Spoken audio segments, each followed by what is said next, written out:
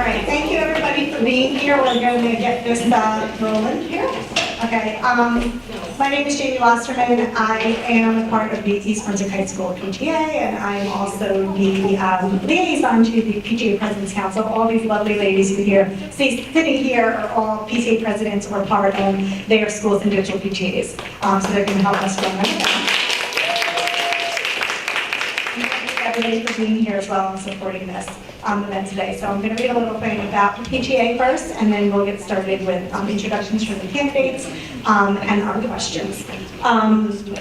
We're going to do the 3-year term candidates first, and then we're going to do the 1-year terms after that. Okay, so welcome to our second PTA Meet the Board of Education Candidates Night. As you may already know, the PTA is a national organization comprised of parents, teachers, and staff whose main goal is child advocacy. It's the largest and oldest child advocacy group in the country since its inception in 1897. You may see PTA members throughout your school selling spirit wear, organizing class parties and fundraisers, but this is only a sliver of what the PTA is responsible for. Countless hours are spent behind the scenes, often unnoticed. If you're grateful for the universal kindergarten, that was due to the advocacy of the national PTA. If you're grateful for child labor laws, national school lunch programs, juvenile justice system, school safety, and arts and education, those were all PTA initiatives. We conduct annual public policy agendas, which outline policy priorities and recommendations for Congress, and have helped institute countless changes. We promote open communication and understanding between parents and local schools, and all efforts serve to enhance and maximize the education of every child. PTAs also sponsor assistance to teachers in classroom settings, and those fundraisers you see are for supplemental experiences in the schools. Our intent is to always support family and school social interaction and provide a non-biased forum for sharing info on issues that impact our children. Across the country, many PTAs are holding Meet the Candidate events so that parents and voters can make the most informed decisions, because what better way is there to advocate for our children than by ensuring that those on the Board of Education are of the finest character and bring the best experiences to make decisions for our children, staff, and our community. The PTA, in its capacity as an organization, does not endorse a specific candidate, although in our capacity as individuals and voters, we are also using this evening tonight to make our own informed decisions. Our intent is to continue this event moving forward, and we're grateful to the Township, for the Parks and Recreation, our mayor, and this year to EBTV for broadcasting this event. We also thank you all for being here and being a part of this. To our candidates, we thank you for seeing the importance and partnering with us and being here, and we hope that that you'll ultimately be elected, and when you get ultimately elected, this partnership will continue. From one group of volunteers who are often faced with budget constraints, difficult decisions, and thankless tasks, we thank you and wish you all the best. Okay, we'll proceed this evening with each candidate getting 2 minutes to introduce themselves, and then we have questions that were submitted to us, and then we will go through one at a time answering the questions. Each candidate will have 10 minutes to answer questions, so if you spend a lot of time on one question, your time will be less on the other questions, but we do have a timekeeper, and she will let you know how much time there is. And if we don't get to all the questions, the candidates will have an opportunity to answer the questions, and we'll post those answers for them so the community can read them after the fact. We thank everyone for just taking your time to be here in person, and for people who are watching the broadcast afterwards, that you think this is important, and we hope to do this again in the future. All right, so without further ado, we're going to start in ballot order. We're going to start with Dr. Anna Braun. Thank you all so much for organizing this event. Really, really appreciate the work that each and every one of you do for our schools, because you're the ones that keep things running. You know, teachers, staff can do so much, but you're the ones that are able to provide the extra special things that the teachers can't provide for themselves. So thank you. Anyway, what was the question? Why am I doing this? Is that the question? Oh, what a good question. Yeah. So I can't believe I'm doing this again. I'm running now for a second time in 2 years. I ran initially back in 2024. I made the decision to run. And the reason that I was prompted to do so was that they tried to cut the beginning band and orchestra program, a program that I worked with for 30-some years, a program that I understood the importance of if we were to have a successful and maintain a successful program. And I realized what was being done was they were, and forgive me when I say they, because now I am they, and it kind of freaks me out a little bit. But anyway, I wasn't one of them at that time. Anyway, so, can't make this stuff up. So anyway, they decided to look at budget line items and go, oh, we can save X amount of money if we cut this budget line item, and they can save this much if we cut this budget line item, which of course doesn't work. And as a teacher, I knew that. And in my time now on the board, I saw it happen again in budget season. We were presented with items, budget line items, no thought as to what it would mean to any program. Okay, thank you. Just this is your 2-minute intro, so you don't have to answer your questions unless you want to. Okay. Hi, everyone. Answer your questions. We're going to ask the questions and then you'll answer, because the audience doesn't know what your questions are. So just do your intro. Sounds good. My name's Kim Canetta. As most of you probably know from the other Q&A that we had, I'm an East Brunswick High School graduate as well, alumni, and I have 3 kids that either went through the system in Churchill or, and my third one is in the self-contained memorial classroom. So as a parent and a PTA member, I've been with the schools, with the kids in every single party. I've been a room parent for every year that they've been there. Every field day, every TGIF event, most of the field trips, orchestra, band concerts, and several sports events year after year. I am actively on the ground with the children and the teachers and also do my best to try to advocate for all our children and teachers to have the resources and environment for everyone to thrive. As a community leader, through my role as president of the East Brunswick Arts Coalition and other organizations that I'm a part of, I keep a pulse on community needs. I've met with so many community leaders along the way who want so much for East Brunswick. So the quality of learning, the standards we built, the reputation we've gained as an amazing school district is very important to me.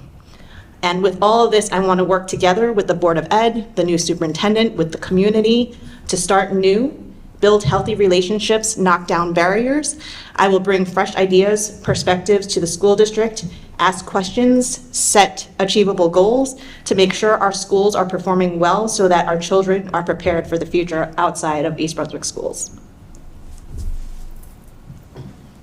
Hi, everyone. My name is Mary Ann Tanios, and I'm sorry for this spiel because you've probably already heard it a few times, but I'm also a proud East Brunswick alumna, class of 2001, and I guess it speaks to East Brunswick that we have so many alumna and just alumni, yeah, no alumni. I'm the mother of 2 daughters currently in our schools. For the past 9 years, I've served on the PTA board. I went in kindergarten and I was like, is there an election? Do we get to campaign? And they're like, there's no election. If you're doing this, just come on board. So for the past 9 years, I've been on a PTA board. For the last 4 years, I've served as PTA president at Hammersholt, including 1 year where I didn't even have a child in the school. It was a gap year, and they said, can you please just do it till your daughter comes up? So, but that's because I genuinely believe in supporting every child's education, not just my own children. Since July, I've also been honored to serve on the Board of Education, filling a vacancy, and I jumped in on day 1. Professionally, I hold a doctorate in pharmacy and I work in the pharmaceutical industry. I run a global operation. I'm the head of that. I bring an analytical and solutions-focused perspective. And I'm also a widowed mother of 2 girls, so in a single income household, so I understand the real challenges that families are facing with budgets, rising taxes, and making sure every dollar counts. And I'm running for the Board of Ed because I grew up here. I know the education that I received, and I see areas of improvements, and I want to be a part of that to make sure that East Brunswick returns to its former glory. Thank you. Hello, good evening, everyone. My name is Li Wuhang. Thank you, PTA leaders. Thank you very much for supporting school, for raising funds for our teachers, for our students, and thank you very much for your advocacy, just like you are doing now.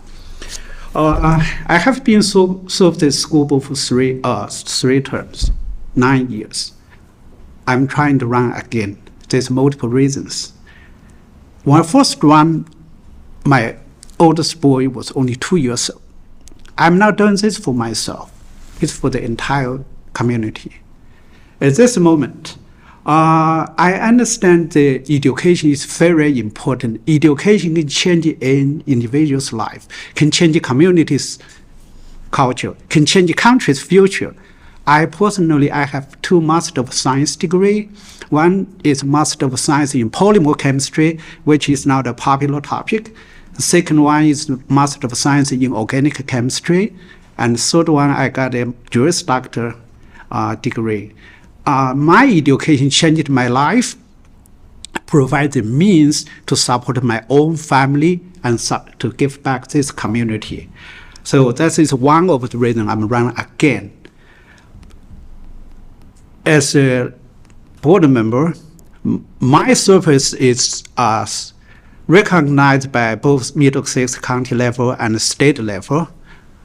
I was certified as a master board member by NJSBA this year, and I was certified board member last year. So in East Brunswick history, no board member achieved this level, which means my service is really well. Otherwise, I know nobody there at that level. I was certified, which means, I have the asset to help. That's why I'm going to come back, do it again for next 3 years. Thank you. Good evening, everyone. My name is Maria Mueller, and I'm a proud recent graduate of East Brunswick High School, graduating this past June. I first want to thank the PTA for giving me the opportunity to speak. Personally, as someone who was in the school system for the past 13 years, the PTA was a central part of my school experience. In elementary school, I remember the holiday parties, the international events, and the broad connection between teachers, students, and parents that you guys facilitated. In middle school, I remember the scholastic book fairs. That was one of my favorite memories in Hammersholt. And in high school, I remember the senior sunrise, senior sunset, and senior awards. And I'm just really grateful for your work. I'm running because I want to give students more of a perspective on the Board of Education. Now, don't get me wrong. I think the board has a great group of individuals. Everyone is an educator, a parent, someone who works in the corporation, all different backgrounds. However, I noticed that there is no student who's currently on the board. And while you could make the argument that there is a student representative, they don't hold voting power as they're not an actual board member. I'm running to bridge that gap because I think having a student perspective on the board will enhance board decisions to ensure that our students feel safe and supported. Some of my policies that I want to integrate, speaking as a student who recently graduated, is AI.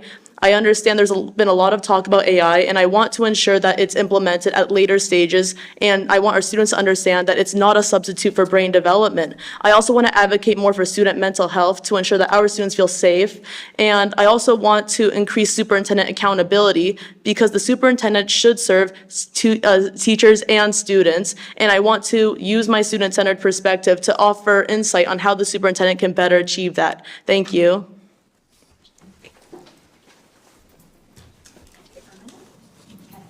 All right, now we're going to start with the question part. One thing I forgot to mention in my intro was one whole paragraph, but I'm not going to read the whole thing. I just want to let everyone know that the questions for tonight we did not create them, they were submitted by the public.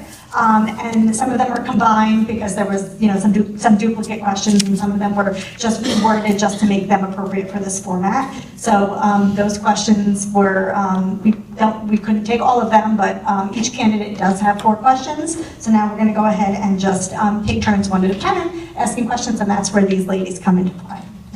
All right, so who has? At the end, You have 10 total minutes before, so I'm not going to give you that. Oh, no. card, but after the next question, I'll let you know what time it is. Anna Braun, you were unable to participate in discussions about or vote on a superintendent because your daughter works for the district. Can you explain any additional voting restrictions to which you are subject? How do these restrictions impact your ability to be an effective member of the board?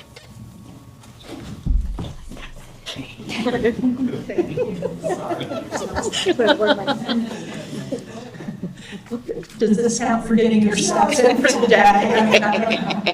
It did work today. Oh, okay, well, there you go.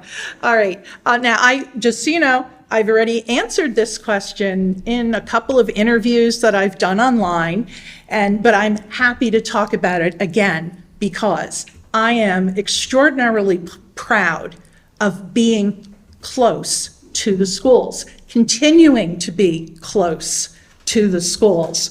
In fact, I'm too close to the schools because my daughter is a part-time instructional aide at Churchill.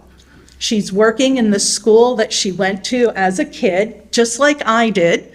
And she loves what she's doing. She works with great people.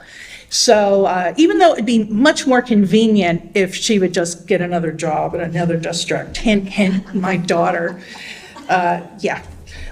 Anyway, but yeah, that's the issue, is I'm too close. So I knew that it was possible to be a board member having a spouse or another relative as an employee, because it's been done multiple times before. In fact, we even had Dr. Magistro's husband worked under her. And so, it's been done. So I knew I was not going to be able to participate in the EBEA contract negotiations. I'm also conflicted because I'm a member of the retired NJEA. My husband is a member of the NJEA. My brother, my sister-in-law, we're all members of the NJEA. So I've got multiple conflicts in that regard. I was very disappointed to find out that I would not be able to have input on superintendent's evaluation. I found that out when I was handed a letter from the board lawyer, saying these are all the things you can and cannot do. And so that was very disappointing. A year ago, when I was running the first time, it never would have occurred to anyone that we would be in the situation of having a new superintendent. Because remember, a year ago, the controversy was the superintendent was being offered a 5-year contract extension.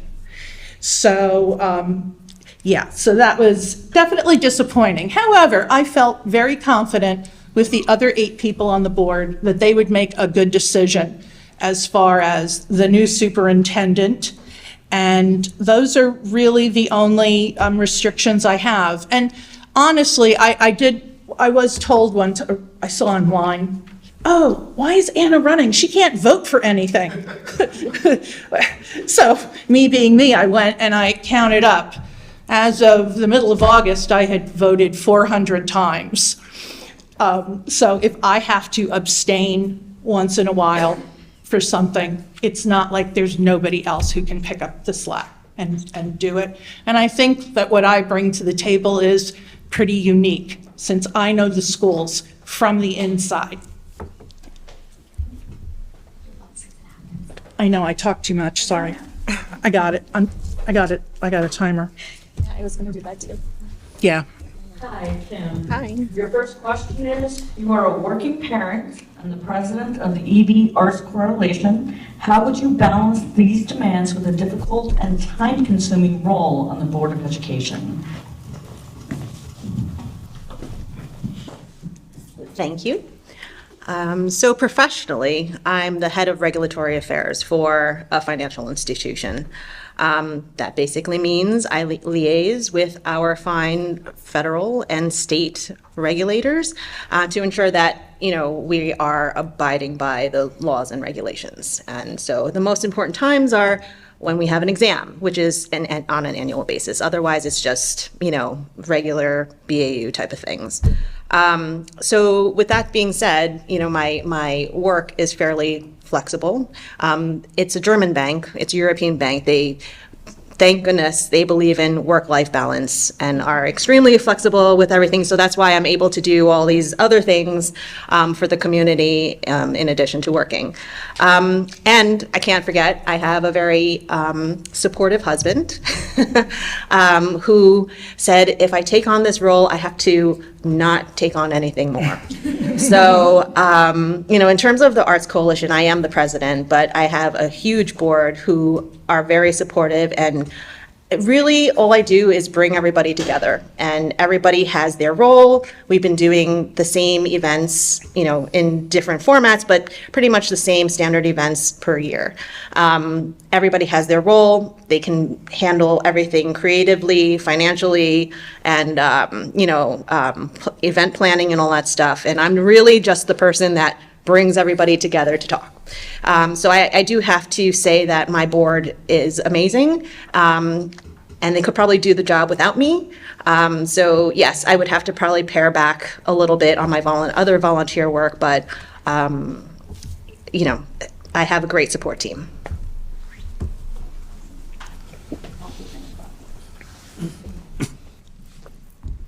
Hi, Marion.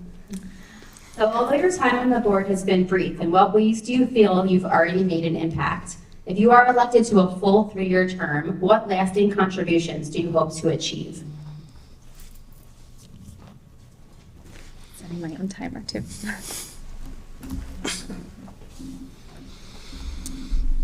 Sorry, setting my own timer.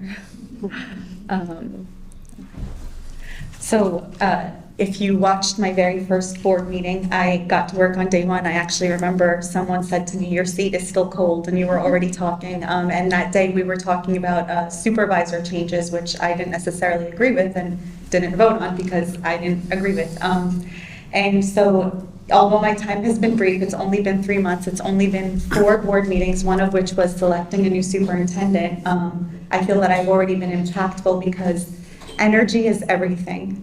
I don't take no for an answer. I noticed that there was this atmosphere of, oh, we're always in consensus, but I think that needed to be redefined. And what I said was, we're going to have conversations. They're going to be difficult conversations, but we're going to have them. And we're going to not necessarily agree, but we have to make sure that what we're doing is in the best interest of our students and our staff. One of the other major impacts was obviously the superintendent selection process, and that was a team effort, but I assure you I was vocal through that. There are obviously things we can't speak to that went on, but I was extremely vocal in my point of view. Did my mic just go off? Yeah, it's on. It's on. Okay. So, I don't hold back, and one of the things about me is that I know how to advocate because I've been doing it on the outside. That was actually what encouraged me to do it on the inside as well, because I've already been doing it. So this was just a transition of what was already going on. Now I have to follow a different set of rules, but that's okay because my advocacy will never change. One of the other major things that I did was I pulled the class size policy. I said we're not going to have class sizes that don't make sense for our teachers or our students, and you can watch that in the last board meeting. That was a 12-minute exchange back and forth, and finally it was okay. We're not voting on this tonight because this needs to be revisited, and I stand by that decision. As far as what I believe I can contribute over the next 3 years, as I said. Curriculum needs to be addressed. We need a new high school. I want to be a part of those decisions because one of the benefits that I bring to the table is I'm able to connect with our community. Having been on the PTA, we have always been advocates. So in order to continue to do that, I need to be there in that seat, making an impact where I can actually vote on things and not just advocating on the outside. You are one of the board's longest-serving members, and recent surveys have suggested public dissatisfaction with some of the board's past decisions. If elected, what would you do differently? How would you support our new superintendent as she seeks to improve the relationship between the board and the public? Okay, let me start my time. Okay, thank you for the question. So it's long and big, complex question. There is a joke that the more you serve the public, the more enemies you will have. Okay, so I'm one of the longest serving board member. But in New Jersey history, the longest serving board member is 60 years. Last year, as board of director of NJSBA, I signed a certificate for that long 60 years serving board member. I'm not surprised that some people are not happy for the board's decision. My wife and myself sometimes are not happy with the board's decision. But serving as board member, I'm not serving for myself. I'm serving for the entire East Brunswick. When I make a decision, I'm not putting my own children in my heart. It's the entire East Brunswick students. Sometimes my 3 children benefited, sometimes they are not. So, sometimes I and my wife are part of the unhappy parents. So I'm not surprised there are some people unhappy. That is the nature. As a board member, even I urge every board member, when you make a decision, please make a decision for the best interest of the entire township, not for somebody else, not for yourself, not for any individual organizations. So if I'm elected, I will do the same. Make a decision, cast my vote for the best interest of entire East Brunswick Public School. I have to balance everybody's interest. But as board member, I have to think of the big picture of the town, of the public school. It's not my job to keep certain people happy, but it's my job to do my best to make sure the public school is running well and do well, and our children are prepared for the future. As for the new superintendent, well, that is one of the reasons I decided to run for the re-election.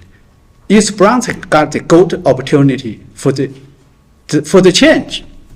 We spent so much effort to choose a new superintendent. She will be here, start her job in December. As board member, if I'm not elected, I will still do my best in December to help her to first get to know the East Brunswick Public School, help her to figure out what's the best East Brunswick has, what is going on in East Brunswick is happening now in this town, and what kind of help her to understand the current curricular situation, financial situation, current employees, teachers, facility. I will try my best to help her get to know this town. And at the same time, and I will help her, do my best to help her to make a plan, actionable plan for 3 months, 1 year, 3 years. And then I will try my best with support other fellow board members, post those target plan on website so everyone in this town can hold her accountable.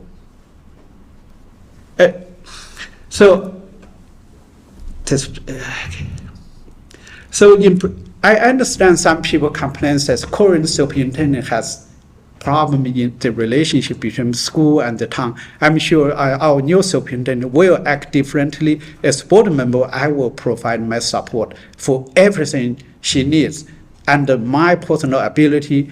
And as board member, I don't have too much power, but I will try my best to help. Thank you. I have my own colleagues. Hi, Maria. As the youngest candidate, do you feel prepared for this difficult and time-consuming role? What are the positives of having a youth voice on the board?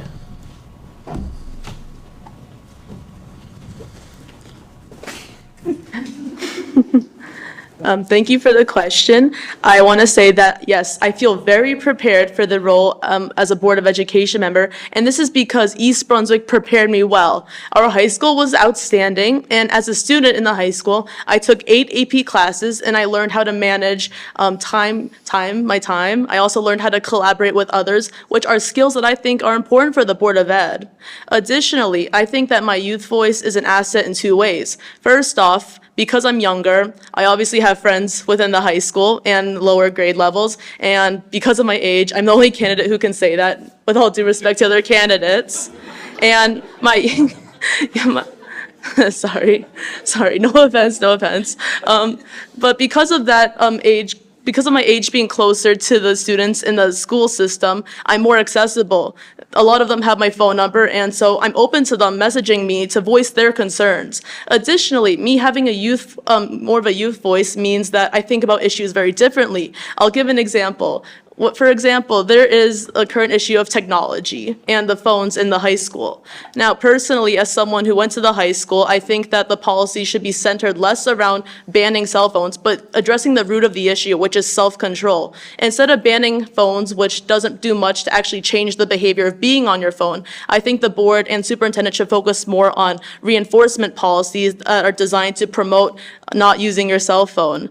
Additionally, I want to make it a point that being young is not a liability. In fact, so much has been accomplished by young individuals. Let's look at East Brunswick's very own star, Miss Vinya Chabra. At only 14 years old, she stunned the judges on The Voice with Judge Reva praising her. And because even though she's very young, that didn't stop her from having a powerful voice and from impressing the judges. Could you imagine what would happen if someone told her not to audition just because she's too young? Now, the point is, while I might be young, I care about our district and I have the ability. If elected, I'm going to increase accountability on the superintendent through asking more difficult questions. I'm going to listen more to residents' concerns because they deserve to have more input on what goes on behind the scenes.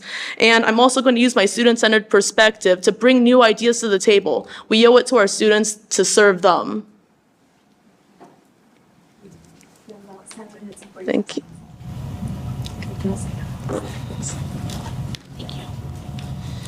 Anna, at the time of your election, the public expressed concerns about budget, anti-bias education, bullying, and communication.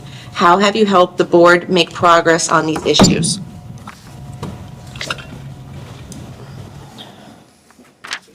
So from the youngest perspective to the oldest perspective, I just have to say how happy I am to be sitting up here with the 4 of us being EBHS alumna. So, way to go, ladies. Sorry, Lewo, but, you know.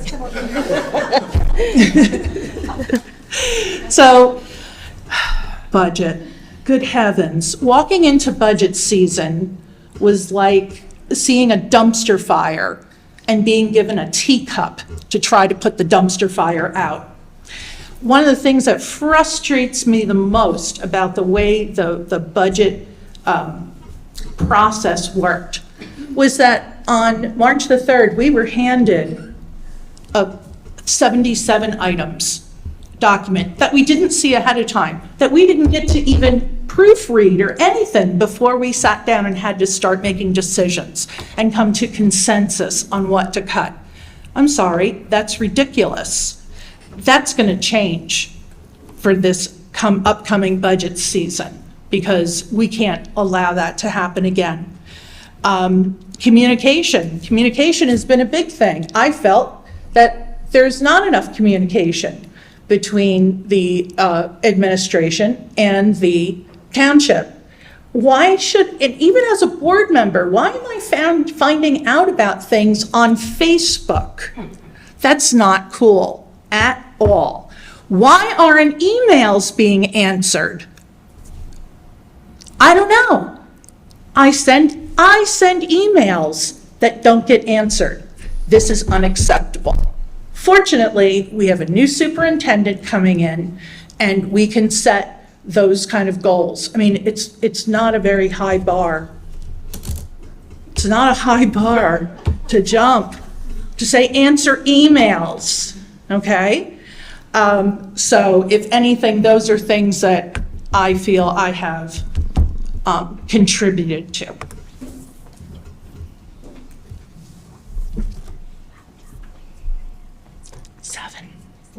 Hi, Four. Kim. Your second question? You previously mentioned that you are a special needs parent. Are there any problems with the district's current policies regarding special needs children? And what do you think the district is doing well?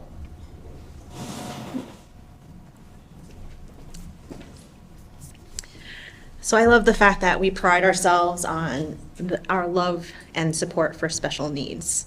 I think my CPEG parent friends are amazing in what they do in coming together to form a group that provides support and resources and a network to help navigate the system. Once a child has their IEP or their learning program, I think we do well in following up on their progress and providing the resources that the child needs to continue their progress. I think that's, I personally had great experience with that for both my kids. But I think one of the things that we could do better is helping those who are starting out in the district to navigate and get advocates for their children. I think that's a big part that we need to do better with. A couple of parents have come to me asking, I think my child needs help. What can I do? And I would tell her to contact the department. And there's not really a way for them to navigate on their own. Hence, the CPEG group really helps with that. So I think what the district could do better is to be more supportive in that role. One particular instance that came up was a parent, their child had difficulties getting to school because she had sensory issues with her clothes.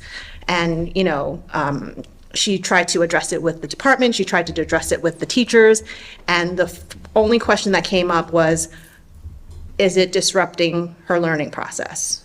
Well, if she can't get to school, how is she going to learn, right? So, they didn't do anything about it. They said they'll just monitor it in school, but that wasn't the issue. So where do we start the process? Does it have to be reflected in school where the teachers have to be there to say, okay, this child needs help? Or do we need to listen to our parents a little bit more and, help from a parent perspective? So I think communications, open communication, better communication with parents that are trying to seek help for their children needs to come out a little bit more. Something else, I guess, I also feel we need some more transparency in terms of what resources are available for all our kids. When I go into those IEP meetings, I'm told, occupational therapy, speech therapy, all this stuff. But for those who don't ask the right questions, they're not going to get answers. So I think we need to be a little bit more transparent in terms of laying out all the resources that could possibly help, what we have to offer, and just to make it a little bit easier for the parents to understand the whole process, because it is a lot to handle. And that's what I have to say about that. Thanks. Thanks. Hi, Marian.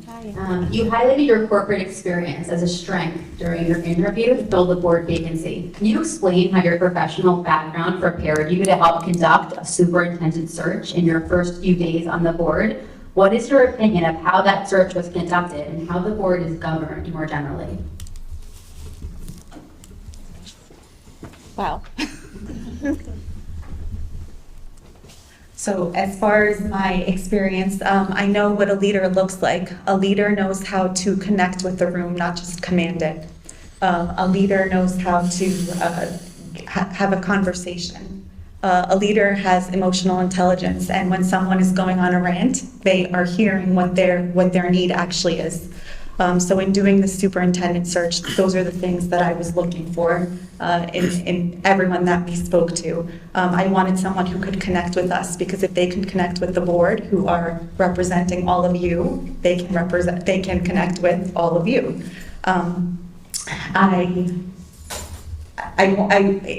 It wasn't just my experience, it was also being a part of those focus groups for the superintendent searches. I was like, what does our community value? I had my notes out from those focus groups, and I said, what is our community looking for? And the superintendent that we found hit the nail on the head with all of those. With regards to the part about how the search was conducted, so I wasn't a part of the search from the very beginning. I did go through all of the interviews, but I wasn't a part of the criteria that was put in place and selecting the agency. Would I have done things differently? Perhaps. But what matters most is that ultimately the end goal was the same. We have an excellent superintendent. I stand by that. She has everything that this district was looking for. Was that process expedited? Yes, but it was also concise. And I, you have my word on that. I would not have stood for it otherwise. And then as far as how the board is governed more generally,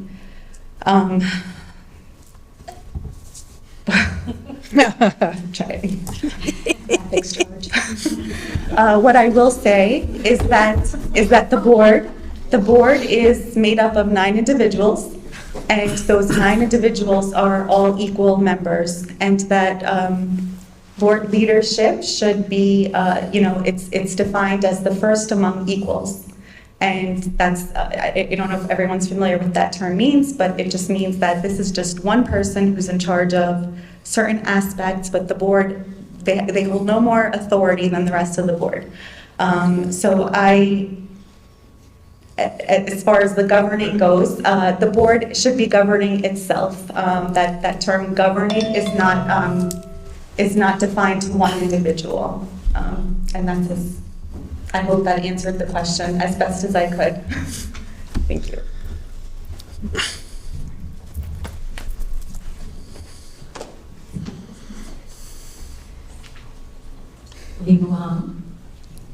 As head of the curriculum committee, how do you feel about the school piloting a new English language arts curriculum? Should your committee and the board as a whole be doing more to respond to public concerns about the ELA curriculum and early literacy? Thank you.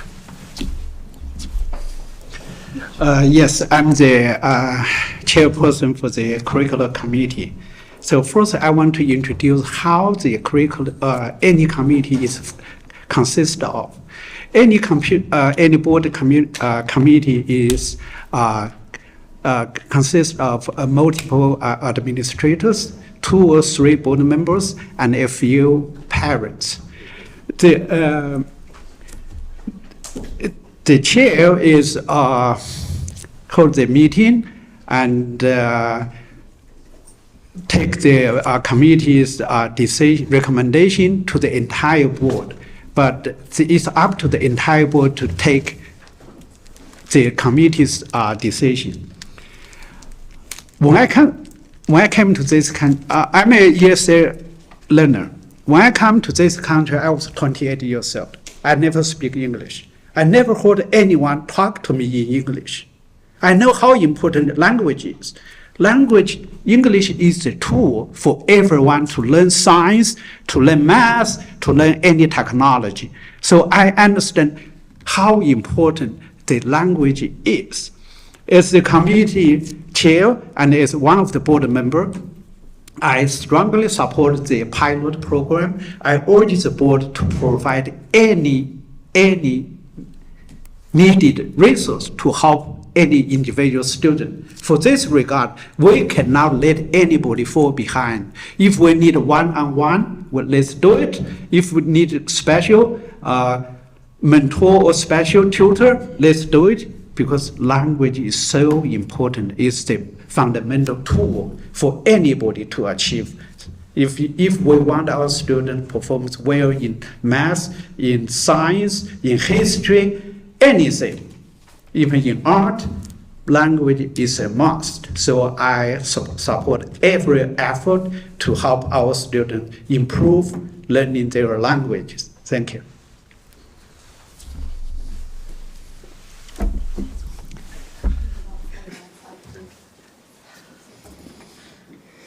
Maria, can you explain some of the challenges parents with special needs children have experienced in our schools?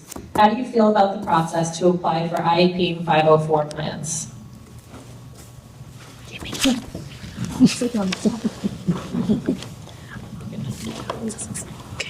Thank you for the question. To answer the first part, I think some of the challenges that parents who have students who face special needs, they have to deal with the issues, for example, too much emphasis on standardized test scores, which we know don't account for everything. Additionally, I think that a lot of parents have to often deal with stigma surrounding their children, and that's something that needs to be addressed. Regarding the first part about test scores, I think that while they can be a good metric of evaluating student growth, they don't tell the whole story. Students are more than just numbers on a piece of paper. And when actually I spoke with a resident in East Brunswick not too long ago who's a special education teacher in another town, she emphasized the fact that instead of focusing on the traditional, standardized test scores, teaching to the test, that there should be more effort done to integrate students with special needs more into the community in order to destigmatize them. Personally, I would support initiatives such as workshops for job training to ensure that our students have a path to success after leaving East Brunswick schools. Additionally, I want them to have more social interactions so that the community is aware that people have different needs and abilities and that should be respected. And on that note, I actually want to give a shout out to Councilwoman Winston in the back for her sensory art classes. I think it's a fantastic thing for her to give recognition to people with different abilities and to help them with art, since that's a really cool way to self-express your identity. I think she sets a fantastic example, and I would love to see more of that integrated within the East Brunswick school system. So cheers to you, Councilwoman Winston. Thank you. Now for the second part about the process to apply for the IEP and 504 plans, I can't personally give commentary on that because I'm not a parent, hopefully not for a long time, no offense. And however, just from doing research, I have the impression that you do submit a written request to the special education department. You do have a meeting with the parents do have a meeting with the staff. And there are evaluations to determine what help, if any, a student gets. Personally, while I can't comment too much about that because I haven't personally experienced it myself, I do think parents deserve more input on their students. They should be able to give routine survey feedback to ensure that teachers are complying with the proper educational needs that their child requires. I also would like to see more superintendent accountability in this regard because I want students with special educational needs to understand that they deserve the same opportunities as every other student.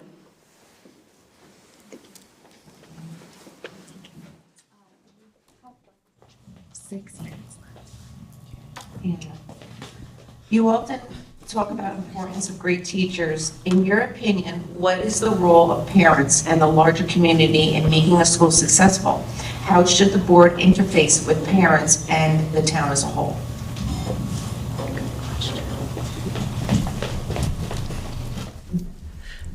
Just what we're doing tonight is so wonderful. I wish that we could just take your questions or that we could just talk back and forth.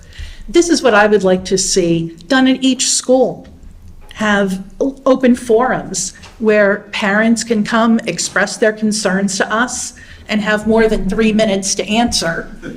I would also like to see that changed at board meetings, that community members be given more than 3 minutes. Because if you want to keep us there until midnight, that's what we signed up for. Go right ahead.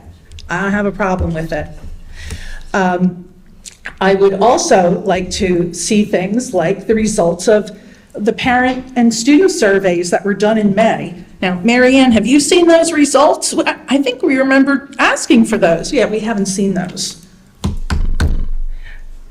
How do we know what problems are if we're not told what the problems are? So you can see, this is like a kind of a systemic thing that I have found during my time on the board. And obviously, it's important that we interface with the town with all this new construction going in. I hope that we can build a better relationship with the mayor and people who are making decisions that are out of our control.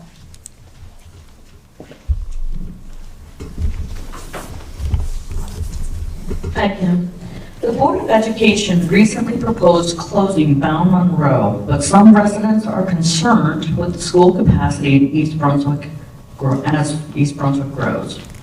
What is your opinion on capacity issues, larger class sizes, and redistricting schools based on population shifts? How would you address these issues? So we've definitely seen some changes in East Brunswick. You have the redevelopment, you have all the apartments and condos going up, but you also have the houses, the existing houses where, you know, people are selling, new families are moving in because of our great school district. So, you know, it's apparent that there's disproportion in our elementary schools. I see it in Memorial where, you know, for my child's fourth grade class, there's like 24 kids in it. I am a believer of redistricting. I think it needs to be done. It has to at least get evaluated. You know, we need an evaluation to see, you know, how best to deal with shifting some of the kids over because we haven't done it in such a long time. And there's been a lot of change. And it's, like I've said in previous interviews, it's a lot of pressure on the teachers to be teaching such large classes. And everything snowballs from there, right? If we want standardized tests to be better, if we want our programs to be better, smaller classes, I think, is better than the larger ones. So I am a big believer of you know, at least doing an evaluation to see if redistricting would help and how that would look. And I think I answered how I would address this issue, yeah.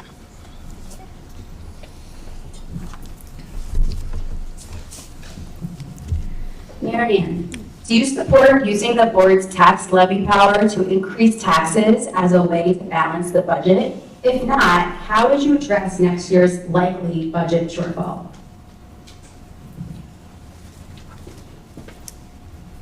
Thank you. So, you know, it's funny because my boss will always tell me every time I hear the word power, I kind of take a deep breath because with great power comes great responsibility. I don't think it's okay for us to just say, we have a problem, let's just raise everyone's taxes. You know, part of my job and working in corporate is we have budget issues also. I manage a multi-million-dollar budget, and when there's a cut, there's no such thing as an increase. I can't just request that there's a money coming in from somewhere else. So what I have to look for are efficiencies, not increases. So what does that mean for us? That would mean that we would need to review contracts, review our energy use, review our transportation, and our operations, and I've been doing some of that, and then look at shared services with neighboring towns and districts and reallocating our funds to what matters most, which is our students. I actually have here like things that I had for the other Meet the Candidates event, but you know, one of the things I can't speak to as a board member, but it would be a 10 to 15% savings. This is just my own math. And then looking at something like, you know, we have reimbursement claims. It's like paperwork that's been filed incorrectly, it's money that's owed to us. We budget about $2 million for that, and if we correctly netted that and looked at how it could be better fixed, it's just like sloppy paperwork. That's about $210,000 to $244,000 that could come back to us. And then paying less to run our buildings, not cutting programs. So that would save us another $400,000 to $600,000 annually. And I can get into the details of that, but it's things like new LEDs, smart thermostats, efficient systems. There's one school in Arkansas that put solar panels on their buildings and they saved $8 million that way. So, I mean, there's things that we can look into, and I've suggested these things as a parent before I was even a board member, and the answer is always, well, we can't, but I want to know why. And anyone can tell you, I never take no for an answer, so it's a constant, why not? I want to know why not. If you're going to tell me no, I need a good reason. So no, if there's money on the table, I'm not okay to raise anyone's taxes. That should always be a last resort after we've exhausted every other avenue. And again, I say that wholeheartedly because, like I said, I'm a single income household and every dollar matters for me and my family, and I know it does for everyone else too. So I'm not comfortable with having power to say, we can raise taxes and just doing it because that's a great responsibility, and I'm not going to put that on the taxpayers or anybody in this town.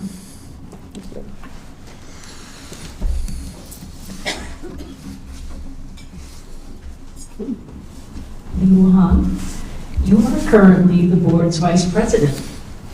How have you used your leadership position to find and advocate for creative solutions to the budget crisis?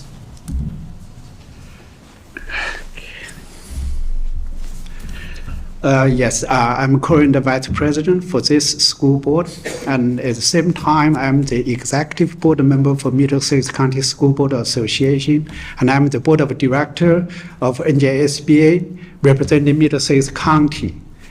So I don't think we already cut enough for the budget.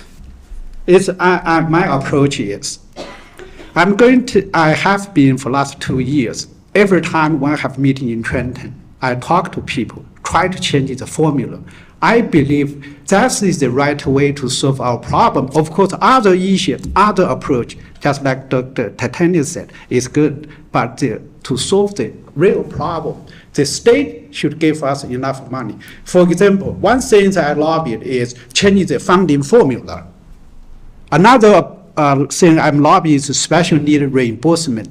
At this moment, state does not give us enough money we deserve. At the same time, when we send a student out of district service, the board, no board in state of New Jersey has any bargaining power. They just send you the bill, you have to pay. So that's the real problem. So I use my position to lobby the change from the up. So the cameraman for NJSBA is actually East Brunswick resident. He knows how badly each time I lobby, I argue, I talk to people, try to get more money, to bring the money to this town. At the same time, I believe every community member should contribute, should do your best. I personally, I don't know if who is the Memorial School PTA president. The multimedia room, the robots, I donated. So the third grader and fourth grader are still using it. Every year I donate to EBEF. And I submit proposal twice already to donate a greenhouse. Every community member should try your best to do to chip in whatever you can. At the same time, I'm a big fan of EBEF. So they are doing a very good job to tap the very successful alumni. For example, Michael Sable, he's donating $500,000. That is a very good way, the extra addition to our resource. So we have multiple ways, but I don't support the idea of cutting our staff, cutting our program. They are the fundamental asset we have. That's the magnet attracting new people moving to this town. That is the cornerstone of this town. East Brunswick does not have anything other than this school. We need to try our best. Everybody got to do everything you can to keep the school going. So I'm sorry, I just have too much to share. I already used up my time. So anyone, if you want to talk, I'm available. You can come to my office. I'm a private business owner. So, and if I'm trial case in the court, I'm open to talk. So anything, but at the same time, I'm on position number 5. I'm willing. I'm the best piece for the school board. Please vote in for me. It's no joke. We still have one more question, by the way. Yeah. So I can submit an answer or in writing. So. Maria, as a recent high school graduate, what are your thoughts on the new high school? Is it necessary for the future of the district, and how would you propose to fund it?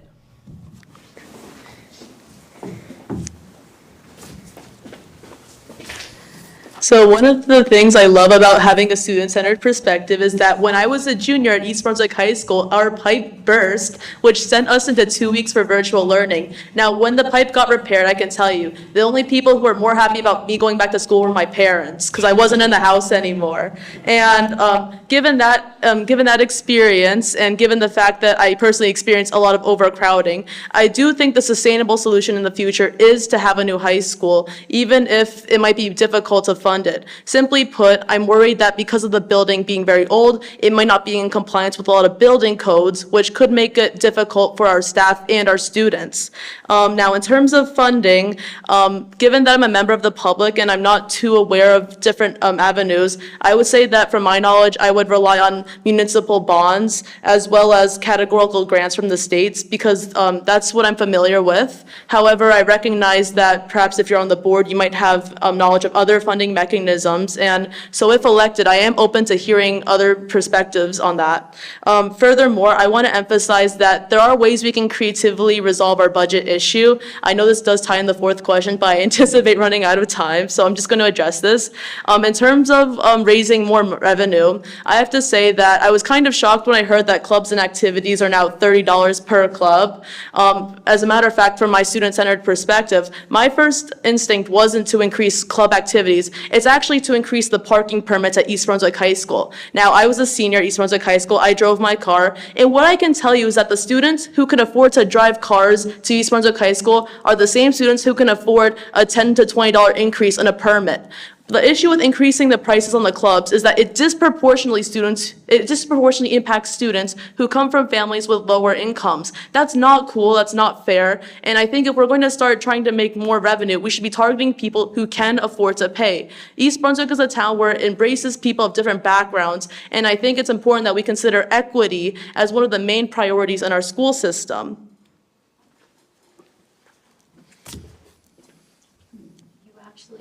Do have time remaining. Oh, okay. Does Anna have any time left? Maybe like 30 seconds.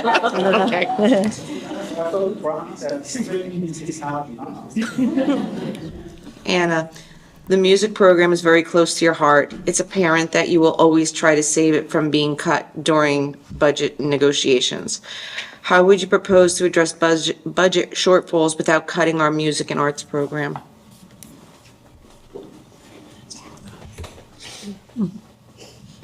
What's our motto here at East Brunswick? Excellence in academics, athletics, and arts, but not really arts so much anymore, because we already lost time from our elementary kids. 25% of their time in music and art was cut. There's a reason that we have arts programming in our schools. We've had excellent arts programming in our schools for years and years, and I watched it grow, starting in when I was a kid, going through the school system.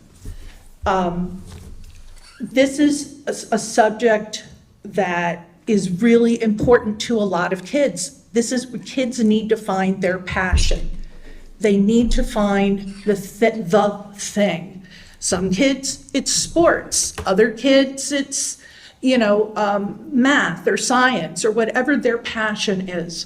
But for a lot of kids, including myself and my children, it was music. And it breaks my heart that we are even looking at cutting some of the most popular programs that we have in our schools. There are 1,500 kids involved in a music performance class in grades 4 through 9. I don't think there's any other program that comes close to that kind of participation. We need to bring in, not only do we need to bring in more money, but we need to make sure that we are prioritizing the educational programming for our students and trim every last penny of non-essential expenditures. We can't keep borrowing from the municipality, because we borrow money, but then we have to pay it back with interest. I don't care if it's debt level from year to year.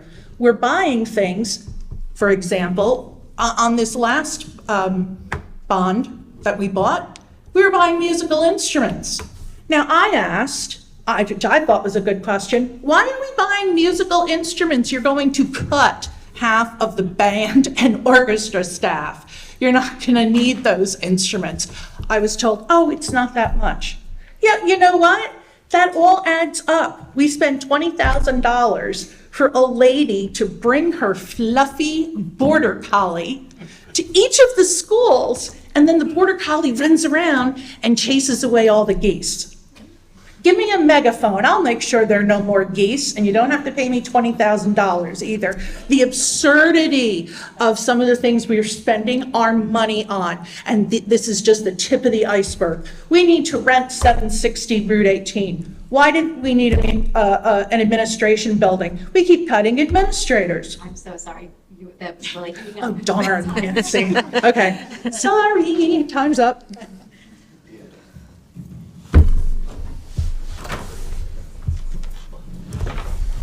At the recent school board meeting, Dr. Bowley discussed test scores and the progress of different student cohorts.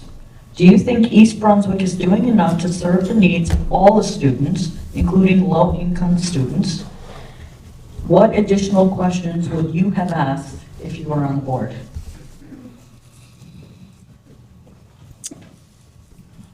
So I'm a believer that I'm a believer in standardized testing. I think test scores are important in measuring how a child in a district is doing compared to their peers in other townships and areas. I know, there's more to it than just test scores, but it's a measurement, right? From personal experience, I know we do have, my son had ILA support class, because although he was getting straight A's, his reading level was not where it needed to be, so they put him in they took away an elective to put him in an ILA support class. There's also opportunities where the teachers are able to offer after-school support or before-school support for anybody that they see struggling. But I do think that there needs to be more of a pulse check for students, just to see how everybody is doing. I think it was said in the last Q&A that we need more flexibility, or the teachers need more flexibility with their learning plans. If a concept is not being understood by some of your students, you should be able to slow down a little bit, because I notice with some of my kids, it's very structured. It's very first day you learn it, second day you do some practice, third day there's a quiz, and it just keeps on moving on that way. But if they don't grasp the initial concept, it just keeps going. So I would like to have teachers to have that flexibility to, focus a little bit more on certain topics, I think. And I think that would definitely help. Some of the questions, or an additional question I would have asked at the board meeting, one thing that I tell my team when they show data, when they present data, if there's glaring gaps in the data or something that brings up red flags, you should really do your investigation, see what's happening, own it, and come up with possible solutions. So, one of the things that I would probably questioned was whether or not there's a plan. Is there something we're doing to better the scores? What are some options that we have going on? And provide some sort of suggestions or options, rather than somebody asking and then having to come back to address it in the next meeting, or maybe not at all. So I think that would be my question when the data was presented.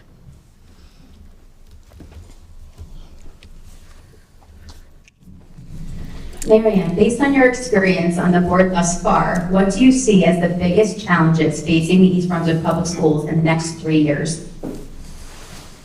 2 minutes. 2 minutes, okay. Okay, so I won't say budget and a new high school, because I'm sure the community has heard those over and over again. I won't get into those, but really what I see as the biggest challenge is we need to rebuild this board. We need a board that we are an employer and we have to view ourselves that way. We have one employee, it's the superintendent. We need to make sure that she's set up for success.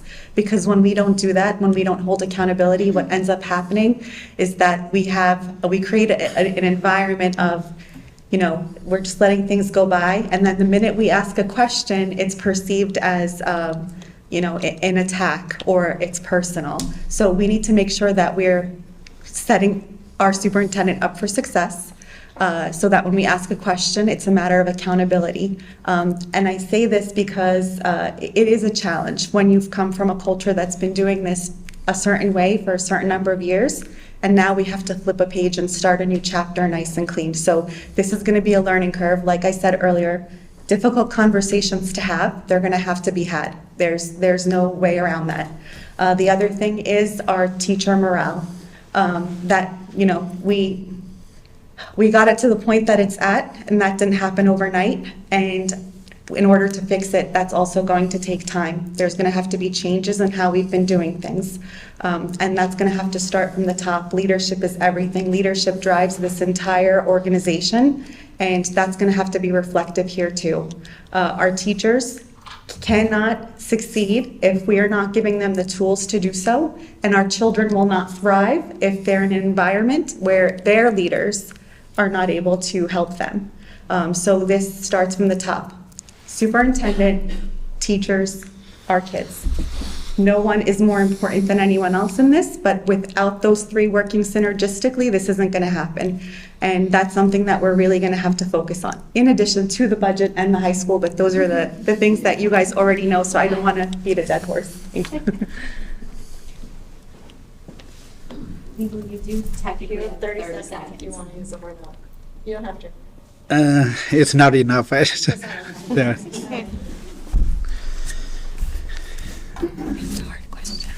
Maria, some districts were forced to raise taxes up to 25% to save major programs and teachers' jobs. If necessary, would you vote to raise the taxes? What other solutions might you propose to solve a budget crisis? How much time do I have left? Apologies. Sorry, I just wanted to check. You have 2 minutes and 22 seconds. All right, thank you. That's a really cool number, by the way. Yes. Okay, regarding the first part of the question, in terms of raising property taxes, I know this is a very difficult and going to be a very unpopular answer, but unfortunately, I would have to say yes. However, increasing property taxes would be a last resort. I recognize that property taxes place a lot of burdens on homeowners. As a matter of fact, property taxes are inherently regressive, meaning it puts a larger burden on lower income earners, which I don't think is right. And now, this is why I want to focus on other avenues to address the budget issue. I already touched upon increasing parking lot permits, but I think we can use other mechanisms. For example, I want to see that we strengthen our alumni network. Now, in my senior year, I was a member of the We the People team, and because of how excellent the program was, we had alumni who were willing to donate to help us go to DC. We had alumni who were willing to provide mentorship. If elected, I want to advocate for the creation of an alumni committee that integrates more of our alumni to facilitate donations. This can be done in the form of creating an opt-in mailing list where alumni can get updates about the school and then be encouraged to donate whatever sum of money possible. I also want to think of more creative solutions. For example, advertising in the football stadium. We have a lot of great local businesses, and if we let them advertise in our football stadium, this can drive them more recognition and also open pathways for our students to seek maybe jobs or internships with them, thus creating a positive feedback loop. Additionally, I do think it's also important that we have more conversations with people in our community. It was actually through speaking with members of the community that I learned about a special plastic technology in PSC&G where they can actually use plastic lining to fix pipe issues without actually having to dig up the pipe itself. And it's conversations like those where we can also navigate decreasing costs as we navigate this budget issue. And point is, I want to emphasize more collaboration with the community because everyone has different ideas that bring so much to the table. Thank you.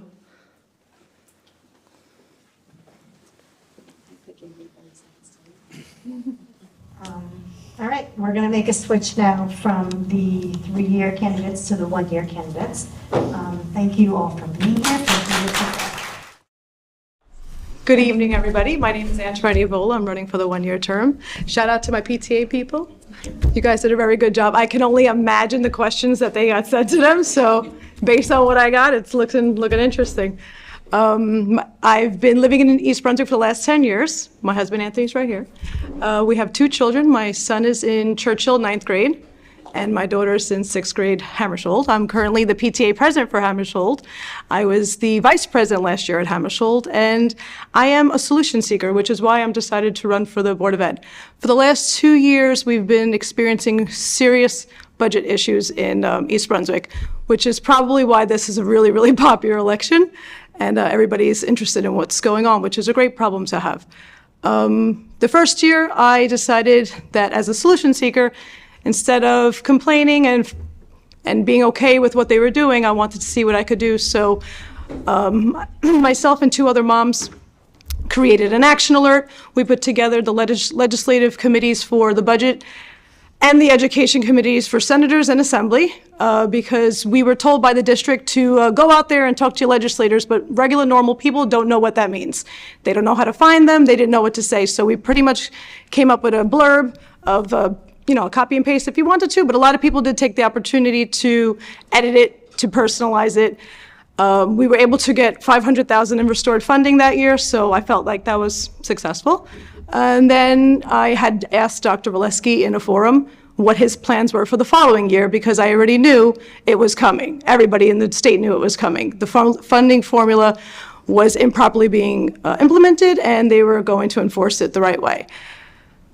Then we got met with the budget introduction in February, where they dangle the carrot. We're closing bound. We're going to turn Hammersholt into a school. Am I good? 30 seconds, sorry. Okay. Anyway, long story short, I need to be in front of the budget. I can't tell you what I can do from the outside anymore. I'm tired of having to advocate from the outside. I don't want 700 people to show up at the next board meeting when they find out that they're closing schools, cutting programs.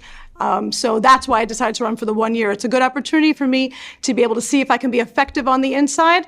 And if I do find that I'm effective, I will run for the 3-year term next year. But if I find that I'm ineffective, I'm more than happy to come on the outside and advocate from the outside. Thank you. Thank you very much. Thank you, PTA, for putting this together. I love the format. So my name is Jeff Winston, and I'm running for the 1 year. Some may know me that I was on the board before. I understand I'm going to be asked about that, so I'll save the response for a little bit. But with that, here's where we're at with the district. My background is strong. It's in finance, and that question's coming up too, so I'll wait for that as well. So thank you for not making me use my 2 minutes on that part. But we are at a point right now, and I can't stress this enough. Based on what I've looked at, looking at trajectory, looking at staff morale, looking at personnel, we're on roughly a 24-month doomsday clock. But 24 months from now, our district will begin the collapsing mode. When it begins that, folks like realtors will start to have to remove the blue ribbon district or excellent school district. Your property value is going to be impacted, and taxation will be the only solution. This is what we need to avoid. What I bring to the board right now, not only historical knowledge, but the finance background that's extremely strong. But more importantly, we have to look at the board now, but the difference between what we do and who we are. Okay, what we do, finance, Antoinette's background, every other board member, Dr. Hong mentioned, lawyer, scientist, all those things is what you do, but who are you? What we're missing right now is a sense of values in this district. Our values have declined enormously. A lot of it's due to some of the things that Ms. Mueller had mentioned when it comes to leadership, which is true, because leadership defines the culture. And if we don't have a culture that is a goal set to change the trajectory, the 24-month clock will continue to tick away. We need results immediately.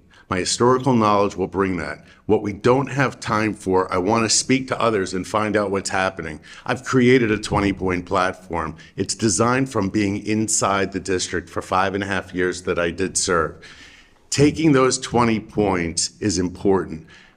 We don't run the district. Our job is to work with our sole employee and to issue what we believe to be the right things, expect results back. We need a measurable system that is specific, that is published, that is visible on the district website. Where are we with the priorities, and how are we going to move forward? We don't have time to learn. Learning time is over. We are where we are, and change is needed. Time. I knew it. I knew it was counting in my head. Good job. Thanks.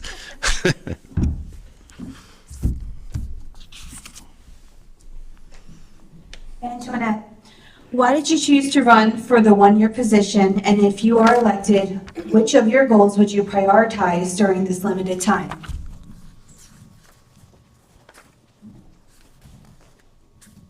Thank you. That's a good question. So whoever asked that, shout out to you. That was nice.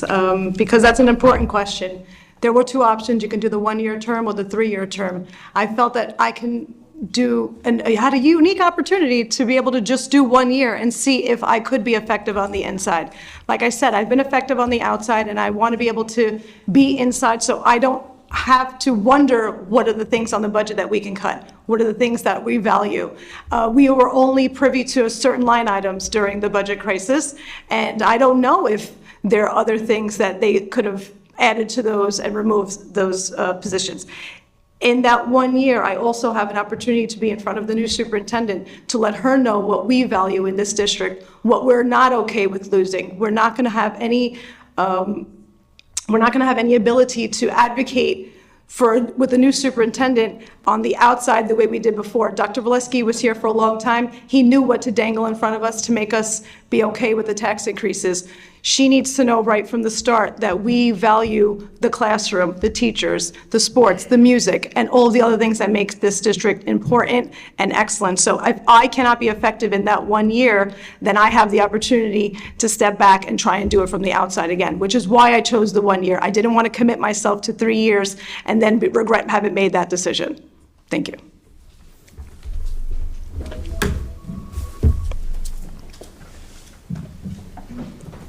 Hi, Jeff. Your first question. You often emphasize your financial background as an asset to the board, yet you chose to step down from the board immediately prior to a difficult budget. Can you explain this decision?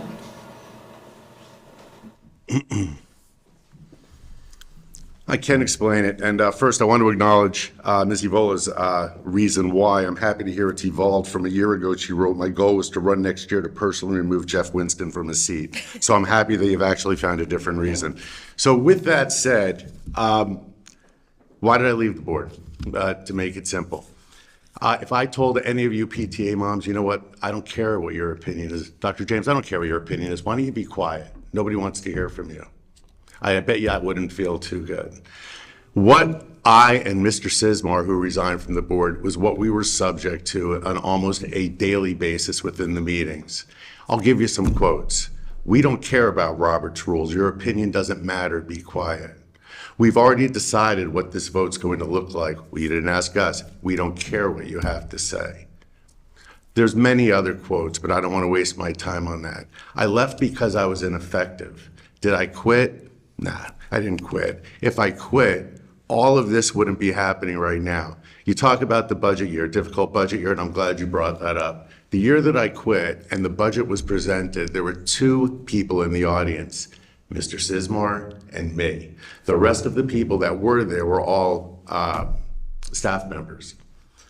There was no awareness.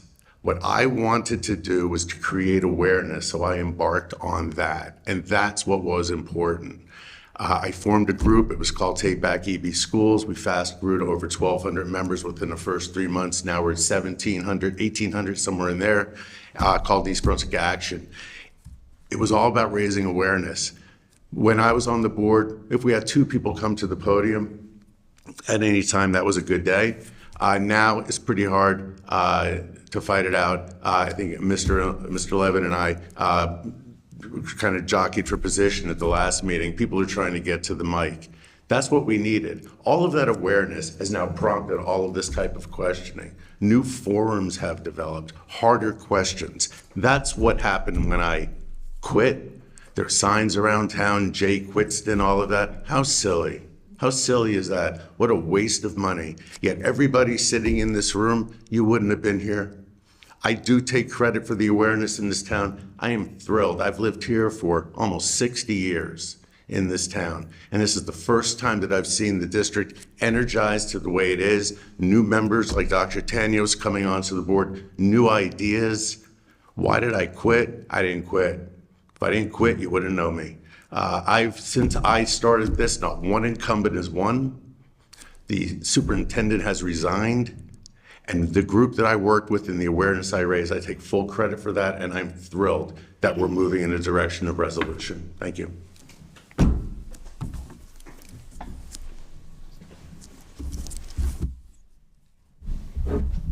Your campaign messaging states that you do not support raising taxes to address budget shortfalls. If faced with tough choices, where would you be willing to make cuts to avoid tax increases and why? Another great question. Again, I don't have full access to the budget until I'm on the board.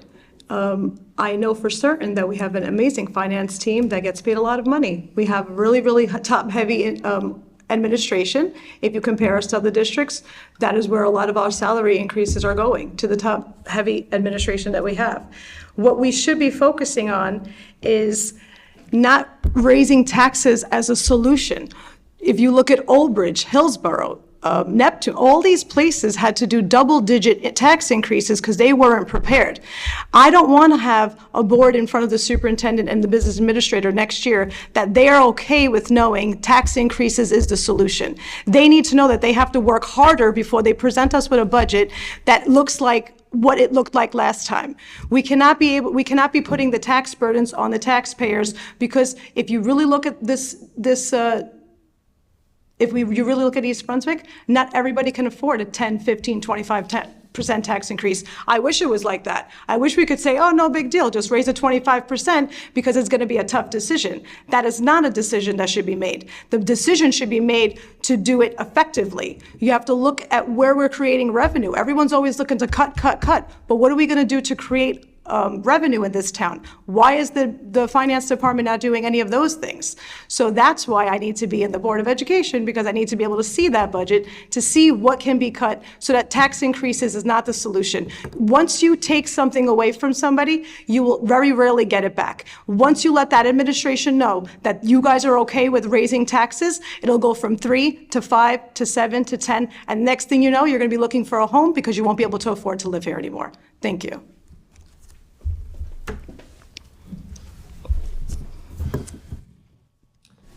Jeff, in your opinion, what should be the district's goals with regard to special education? Can the board play a role in ensuring that the schools create and implement IEPs that reflect the needs of students, even if this requires additional spending? Okay, this is probably the number one issue this district is going to face. Roughly 21% of the population right now in our district has some form of special needs.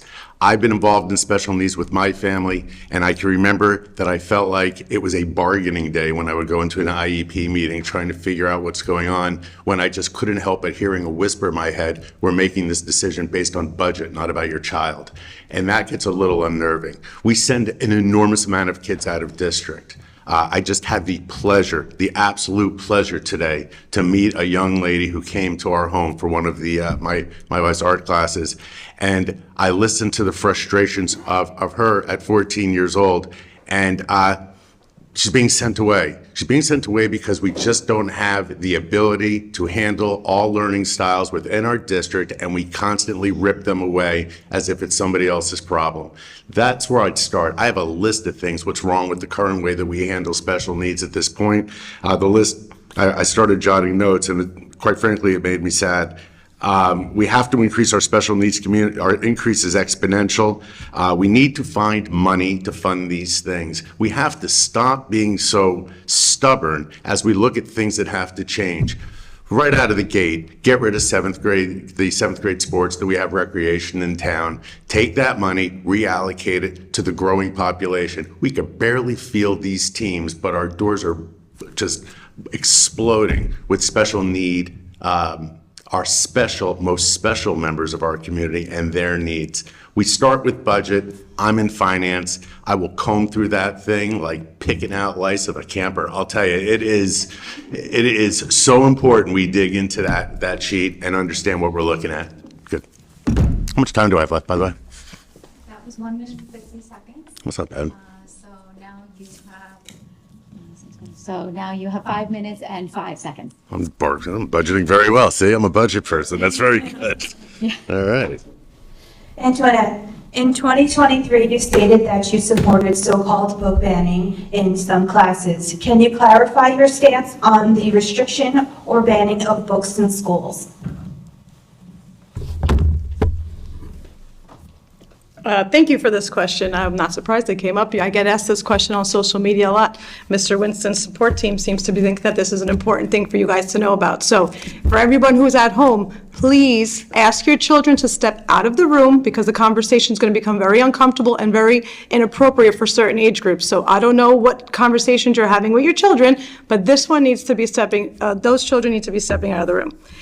In 2023, when I made those comments, during the Meet the Candidates, they asked the candidates if they supported book banning, yes or no, especially with the comment that was going around the country with parents showing up to board meetings.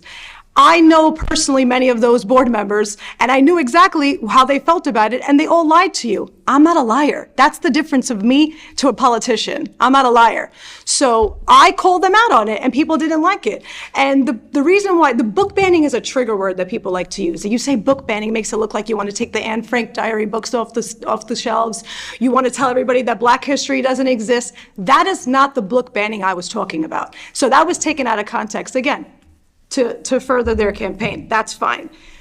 The book that I was speaking about, and again, which is why I wanted the children to leave the room, is completely inappropriate for a school setting. If you're a parent and you want your child to learn about masturbating and oral sex and doggy style and anal sex, if those are the conversations you want to have with your children, then this is a book that you can get on Amazon. It has a 4.5-star review. People have read it. They found it comfortable for their children. Some people have read it and said, my child is not old enough yet, but I'm going to hold on to it until their time. You can go to the public library. You can get it there. I don't feel like a book like that is so sexually explicit, where it's encouraging children to go and search porn websites and sexting with people on sex chats online is appropriate for a school setting. Number one, in New Jersey, sexual consent is 16 years old, but any child found with pornographic images and videos in their phone under the age of 18, even if it's consensual, is illegal. When you put a book like that inside the schools, you allow those students to think it's okay to sex with your friends or your girlfriend or your boyfriend's boyfriend. I don't know what relationships they would be sharing those images with. Because if those children are found with those from their parents, it's a learning conversation. But if you break up with someone or someone wants to go rogue and start sharing those videos and images with other people, that becomes a legal problem. And I don't think that the school should be responsible for encouraging that type of conversation. So when it comes to book banning, no, I don't support book banning. I don't think that you should ever take books away from children when it's for educational purposes. I don't think that we should be teaching children how to masturbate in school. So if that is a conversation that you want to have with your kid, that's for you to have a conversation. And I'm not going to say the name of these books just in case one day a child stumbles on this on YouTube. If you're a parent and you want to know what that book is, feel free to reach out to me. I'm not promoting it here. Again, people do find the book to be helpful after a certain age. If you put it in a public library, that's fine. You cannot put it in a school library and assume a 7th grader is going to understand it in the same way as a 12th grader is. I hope you guys are happy with that answer because I'm tired of having to answer this question, but that's what we're talking about. Thank you. Thank you. Just since I did give Mr. Winston his time, you now have 2 minutes and 50 seconds. Oh, that's good. Thanks. Okay. As a board member, you voted to move the 5th grade students to Hughes. Do you believe this was the right decision? If elected, would you push to move these children back to the elementary schools? Why or why not?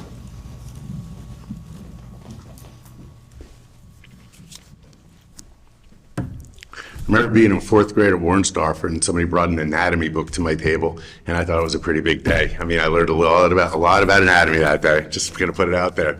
So, the schools, bringing the 5th graders back. All right. So I did vote for all of that, and I think the important thing is all of that was predicated on a lie. The lie is that we would have a high school opening in 2025, and it would all work itself out in the end. And that didn't happen. I know that because nobody has dug a hole. So I'm going to assume that the high school won't be ready this year.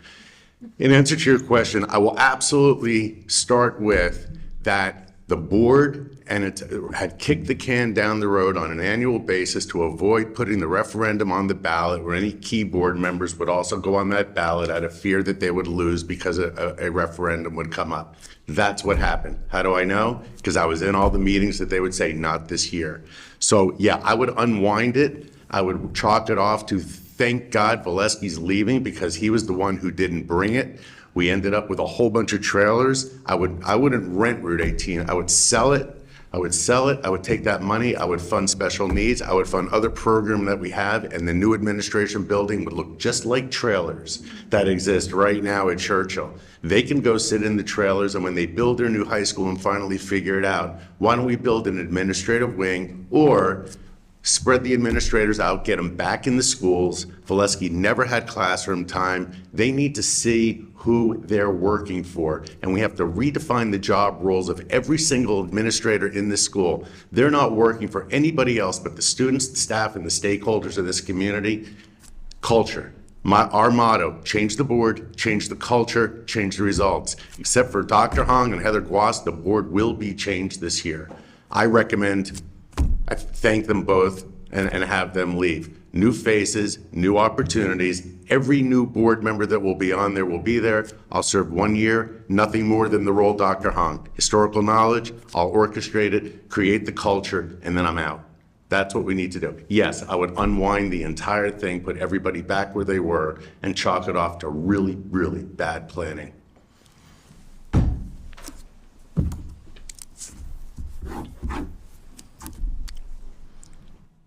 Antoinette, your last question. What do you see as the biggest challenge facing our schools in the next 5 years, and how would you address it?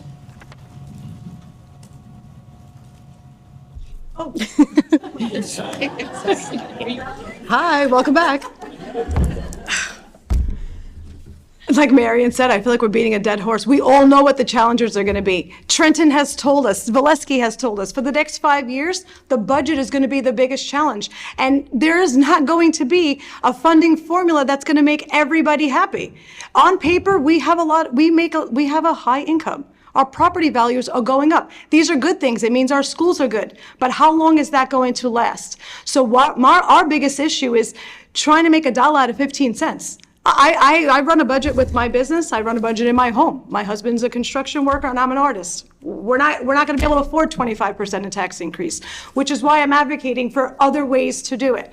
The biggest challenge that we're going to have is going to be able to preserve the things we have and be okay eliminating things that we want, but we just can't do with. We have to learn how to do without. And again, I can't tell you what those things are until I see what we have in front, what we have in that budget that is not public knowledge. Back in the day, they used to have the budget in front of us at the library, and you can go see all the line items.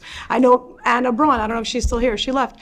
She mentioned last year that we were paying $20,000 for ceiling tiles. Did we really need that? No. So there are things that you guys were able to see in that closed session that we weren't able to see, or especially when you got those things delivered to your house. So the biggest challenge is going to be how to keep our schools excellent with the budget problems that we're going to have. They're not going to go away. You should definitely assume you're going to lose 3% next year, because that's the max that they're going to be able to cut, and that's what they're going to see for us, because again, our district is fortunate compared to other ones, and they're not going to just hand you over thousands of dollars, millions of dollars to be able to keep music, sports, and everything else. So the challenge is going to be for the superintendent to be able to preserve those things, and it's going to be the board's job to hold her accountable. So when she does have bad ideas, like putting the 5th grade in Hammersholt, the board is going to hold her to a timeline and not just let it go by until the next election and decide to, mention it as a bad idea that they had voted on. So my suggestion to everyone is to stay on top of the board meetings. Watch them all, every single one. Don't miss it, even if you have to watch it in parts. They put things in those meetings that is extremely important, and they don't want you watching them, because when you see what's happening, then you start paying attention. Don't wait until the next board meeting. Write the email. They read them, even if they're not responding. Hopefully Marion gets that changed. But yeah, the problem is going to be the budget, whether we want to talk about it or not. That is 100% the budget problem that we're going to continue to have for 5 years. Thank you.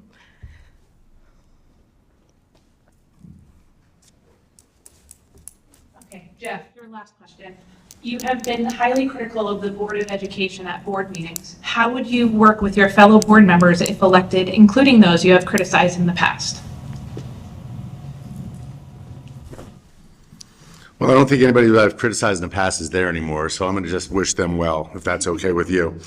I've answered this question earlier, so I'm going to change gears a little bit. Look, a goal without a plan is a wish. All right, we don't have a plan.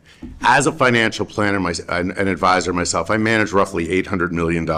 Every piece of that starts with, what is the goal? What are we driving to? And that's something, the question that's never really been asked within this district. What are we trying to get to? We are directionless. If you don't know where you're going, Winnie the Pooh says, any path will take you there. So that's where we're at right now. Where do we begin? We start with 5 priorities. The superintendent needs to have 5 priorities. When those priorities, they will be published on the district site.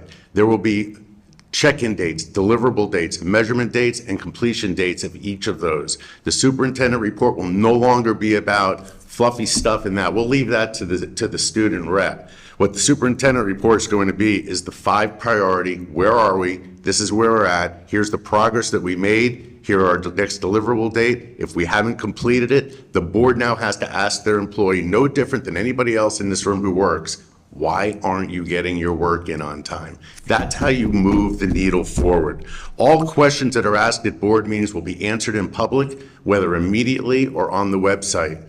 The questions will be listed, that no names will be given, and if the question can't be answered because of privacy, that will be the answer, and that will be dealt with privately. It's time we fix this, folks. This is a cultural shift, a fundamental cultural shift after 9 failing years of trajectory. There was a question asked at the last group, what do you think about Dr. Boley's presentation? And I had so many board members, including Mr. Hong, what a great presentation, like they were sitting in the orchestra streets at Wicked. You know, it's not a great presentation. A great presentation doesn't conclude with failing scores or lowering scores on a year-over-year basis. That's called wrong. And that's where Dr. Boley, Dr. Maman is going to be held accountable. They will have goals, published goals that everybody sees. Look, folks, no time to waste, all right? 24-month clock. I can't stress that enough. 30 seconds left, so in closing, I would love to get back on for just the final year, just to solidify the culture. If that's something and what I'm saying that you believe is what's needed right now, we don't run the district. So many of the candidates I've heard talk like they're going to be the superintendent of the schools. That's not our job. Our job is to deliver edicts, expect goals, and hold people accountable. I appreciate everybody, and I do hope I get your vote. Thank you very much.